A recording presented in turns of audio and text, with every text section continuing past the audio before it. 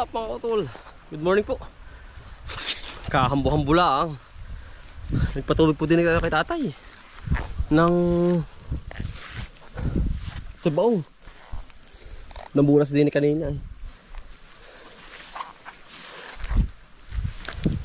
Ang bali mga utol tayo kukuha ng mangga. Kasama si kwento ni. Nagpatubig lang at dumiretso tayo pag anong tawag yun? Pag papatubig. Para lang po makapagtubigan ngayon sa tatay. Sa awa ng Diyos. Yan. At yung hanggang ni tatay wala. Hindi po makapagtubigan dahil may ginagawa pong dam. Tatay si Mari lang po, dalawa lang ang makakapag dali. Ang tubigan din sa amin.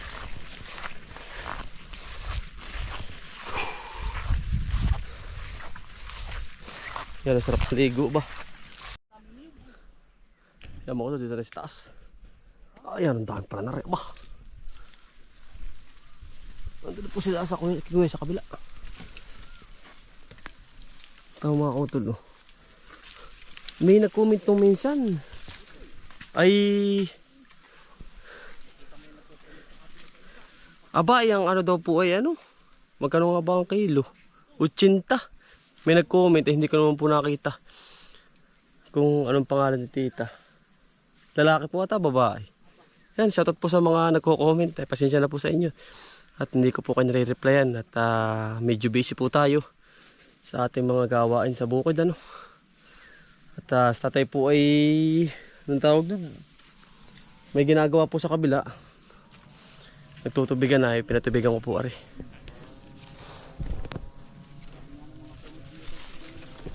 Ayan ingat lang po sa mga talagang ngayon.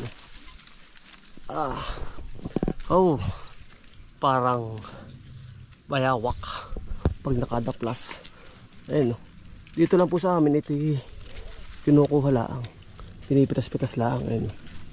Pero sa ibang lugar yan ho ay binibili. Pero din sa amin mga kotol libre po yan, yung mga ganitong prutas.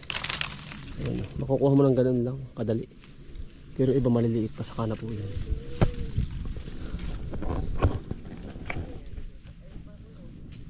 Ingat-ingat lang po at talagang delikado po ang pag-adyo. Kaya lang ay di gana rin nga ho. Aantay mo talaga sa pamumunga.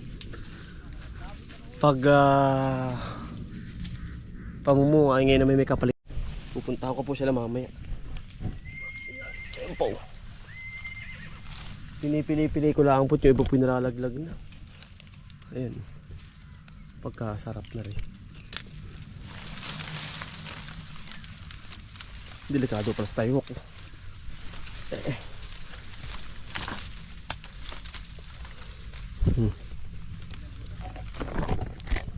Ariw, sarap na rin. May dala pa man tayong asin.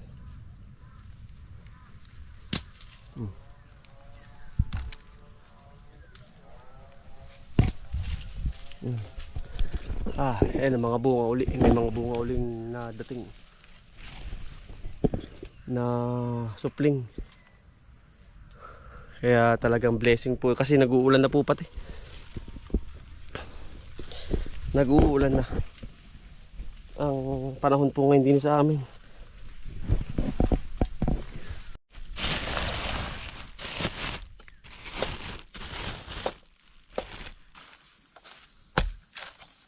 Kasarapan ito parang Sprite. Kasarapan niya po. Si Laido. Si Laido.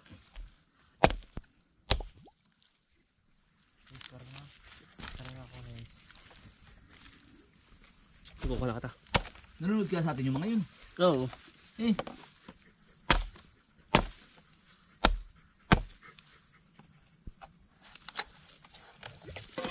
Ano kaya ang mura dyan?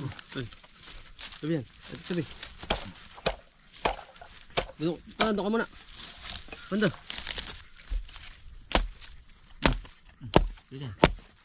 Site. Jay. Jay. Dali ka. May abas oh.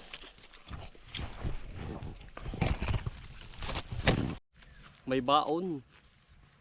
Sili utol. Asa kaya rin lima? Yun to ni. Oo.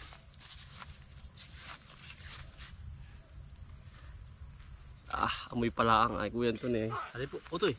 Mga kaisan, mangga po. Mukbang. Naman mangga. Sako.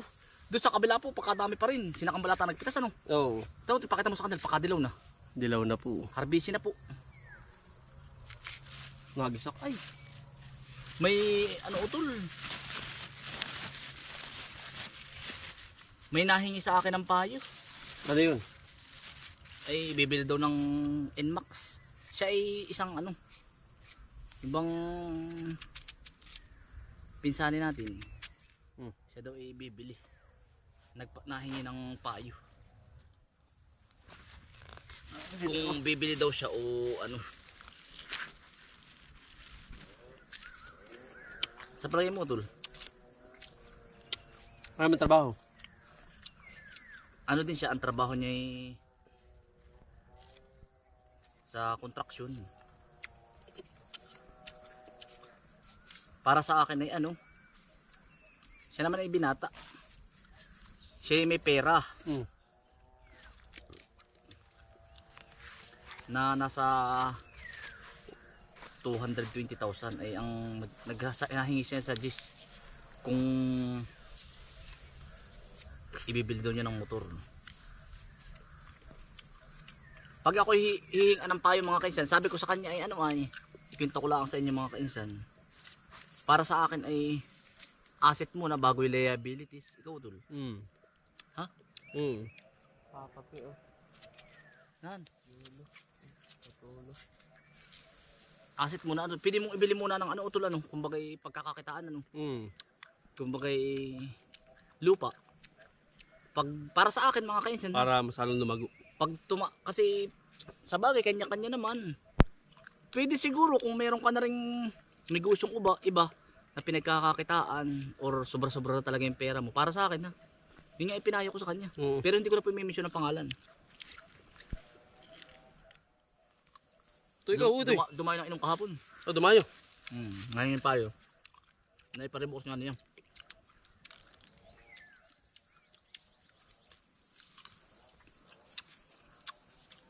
Para sa iyo tol. Gawin din kasi yung lupa muna. Para masalong lumawa. Ngayon wala pa naman siya lupa. At saka sabi ko magpatayo ka muna ng negosyo kaya. Para sa akin asset muna. Sabi ko sa kanya bumili ka muna ng lote. Bumili ka ng mumurahin tapos after 2 years ibenta mo. Yung tutubuin yun saka mo yun ibili. Hindi na wala yung puhunan mo. Hindi. Oo. Para sa akin asset muna bago liabilities. Pag akong tatanungin po,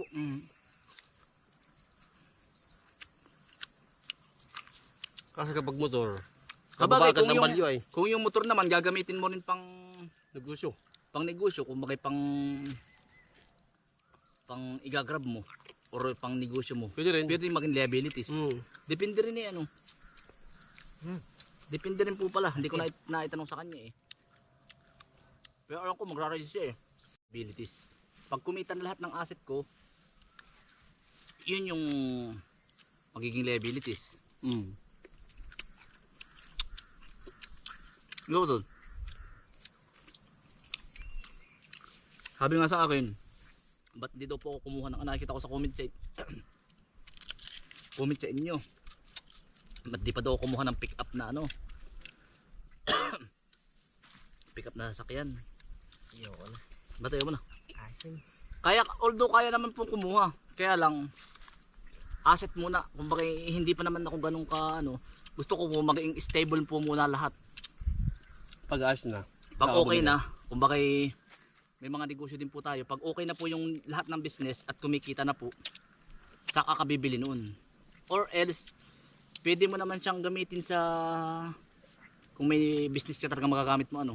Pero kung kaya ko pa namang nung tricycle at kaya ko pang i-handle, siguro kung bibili man ako, siguro truck, truck utol. Gawa ng Para palay. kikita pa rin yun. Yun po yung napag-aralan ko lang dati sa ano po. Turo lang sa akin ng amo ko. Dati. Lolo! Tama ko to, dito po tayo kay Fenton. Napakuli si Mrs.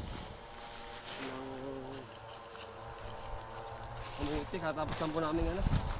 Magbisita rin kay Sulit. Kay tatay.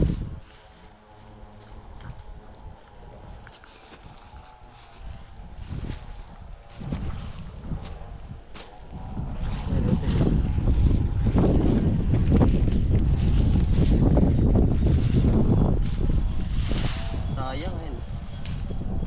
May lagi nangunguha. Pagkita na ko ito eh. Mamaya. Meron. Ayaw po. Nakakatanga lang. Ito.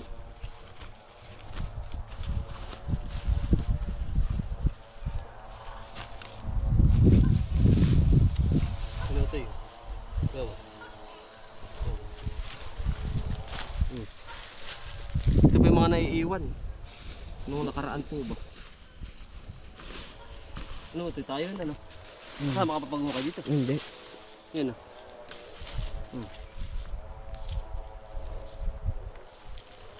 Kaysa manubo pa po. Pinukuha na po aray.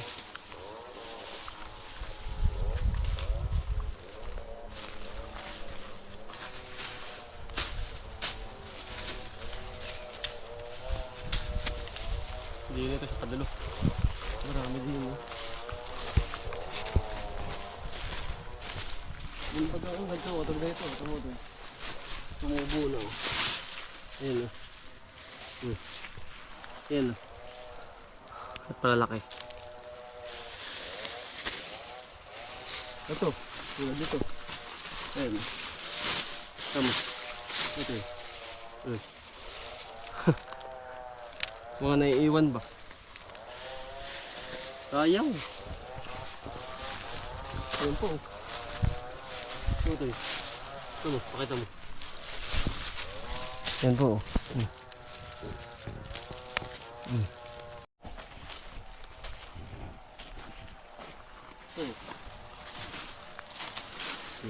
Ito eh. Mas masarap na yung ganito maliliit ah. Kasi yung malalaki. Ano?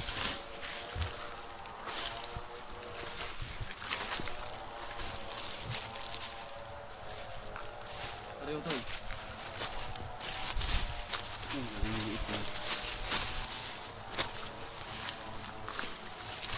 Dito sa padulo yun.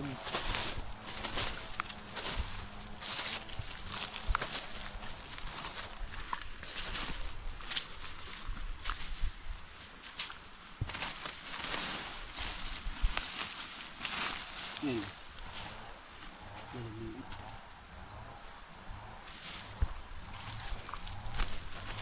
Ako dami na nakuhukay dito. Ayan. Ito eh. Basta may mga ganito. Ganitong naiwan. Ito mo. Yan. Yan yung nanunubo na. Baka na nauulan na eh. Yan yung tatay mo ito eh. Ano? Yun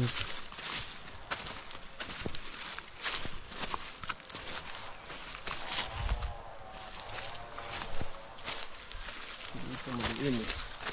Yan. Ito ito. Yun. Oh. Ba. Isa bibili ka pa sa saan utoy sa ang tawag din sa tindahan. Ano?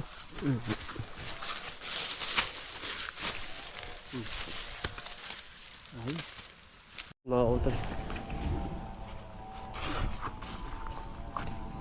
Ito marami na. Siya sa side po namin. Ay gringot-ngotin. Ayos na yan. Dali mo na pain yan. Tara.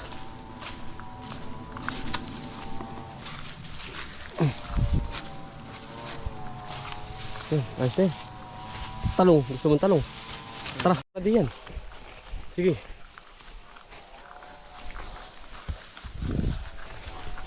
Maigiring kut-kutin mo doon. At pa yung ulam mo sa iyong inanay. Ano?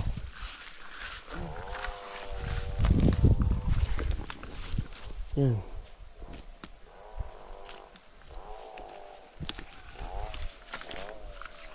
Yung magaganda lang. Ulin mo. Ito po ay pupraningin na mga kautol sa susunod na araw. At ito po ay lipas na mga kautol. Kumbagay wala na po. Kumbagay meron pa naman. Kumbagay papabatain na po uli. Ano ito eh? Pababatain na po muli itong ating kabang talong mga kautol. Talagang ganyan po talaga. Napatubigan na po natin kay tata yung kanyang tubigan. Tapos dumiretso kami sa pangunga ng mangga. Tapos kumuha ng kamuti si Utoy. Para mapadala po natin sa kanyang magulang. Ayan. Damihan mo na Utoy. Para matuwa yung tatay mo sa tatay Agu. Tatay Agu po ay stroke ngayon. Ano Utoy? Pero siya isa nakaka-recover na. Ito po ipuproningin dito.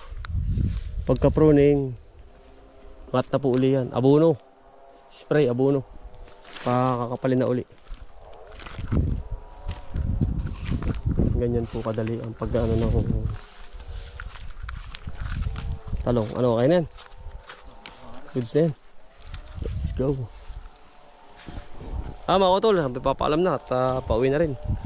At may asikasuhin po tayo. Yan, maraming salamat po mga utol. Ingat po palagi. God bless.